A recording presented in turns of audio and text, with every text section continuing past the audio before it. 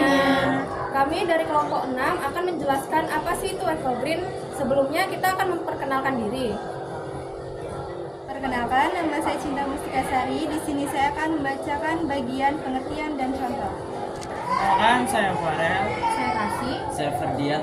Jadi di sini kami akan menjelaskan tentang masalah lingkungan hidup. Perkenalkan, saya Jennifer. Jadi di sini saya akan menjelaskan bagian tentang usaha perusahaan mengatasi masalah lingkungan hidup.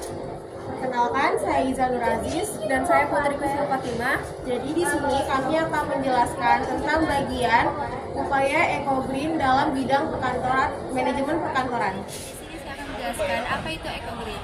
Nah, Eco-Green merupakan singkatan dari Ecological Green, yang berarti gerakan berkelanjutan untuk mewujudkan perilaku ramah lingkungan. Gerakan ini memiliki tahap perencanaan, pelaksanaan, dan pemilihan material yang ramah lingkungan, serta menggunakan sumber energi dan sumber daya yang efektif dan efisien. Ini salah satu contoh dari Eco-Green, yaitu greenhouse.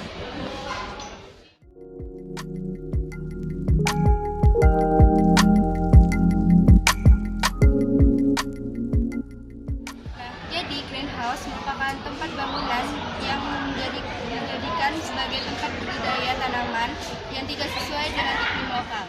Saya Farel. Di sini saya akan menjelaskan tentang masalah lingkungan hidup. Masalah lingkungan hidup banyak disebabkan oleh aktivitas manusia. Masalah ini menjadi dampak dari aktivitas antropogenik antara lain sebagai berikut. 1. Efek rumah kaca, pemanasan global, dan perubahan iklim. Efek rumah kaca adalah istilah untuk menggambarkan kondisi bumi yang memiliki efek seperti rumah kaca tersebut, yaitu panas matahari terjebak di atmosfer bumi yang menyebabkan suhu bumi menjadi hangat. 2. Lapisan lubang ozon dan pemanasan global. Lapisan ozon di atas atmosfer berfungsi untuk melindungi permukaan bumi dari sinar ultraviolet yang dapat berbahaya bagi kehidupan manusia. 3. Eutrofifikasi air. Eutrofifikasi merupakan masalah lingkungan hidup, khususnya dari ekosistem air tawar, yang diakibatkan oleh limbah fosfat seperti senyawa nitrogen dan dari pupuk kimia. Hujan asam. Hujan asam terjadi karena adanya pelepasan belerang dan hidrogen oksida dari pabrik. Polusi air terjadi karena adanya limbah. Polusi tanah terjadi karena adanya B3 atau bahan beracun dan berbahaya.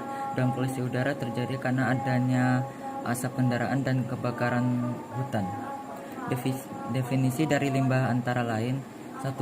PP nomor 101 tahun 2014. Limbah B3 adalah sisa suatu usaha yang mengandung bahan berbahaya dan beracun. California Department of Toxic Substances atau limbah B3 didefinisikan sebagai limbah yang dapat membahayakan manusia dan lingkungan. Department of Efficient and Energy Australia atau DEA. Limbah B3 sangat mudah meledak. Jadi di sini saya menjelaskan usaha perusahaan untuk mengatasi masalah lingkungan hidup. Ada dua berbagai upaya yang dilakukan, yaitu yang pertama, upaya yang dilakukan oleh masyarakat seperti mengadakan program bank sampah di lingkungan tempat tinggal sekitar dan menghemat energi. Yang kedua, berbagai upaya yang dilakukan oleh pihak industri, yaitu seperti meninggalkan pendingin yang menggunakan CFC dan mengembangkan produk mobil listrik. Berikut beberapa upaya Eco-Green di bidang manajemen perkantoran. Nah, yang pertama itu ada mengurangi penggunaan kertas, yang kedua itu mengolah limbah kertas, dan yang ketiga itu mengurangi peralatan makan dan minum yang tidak sekali pakai.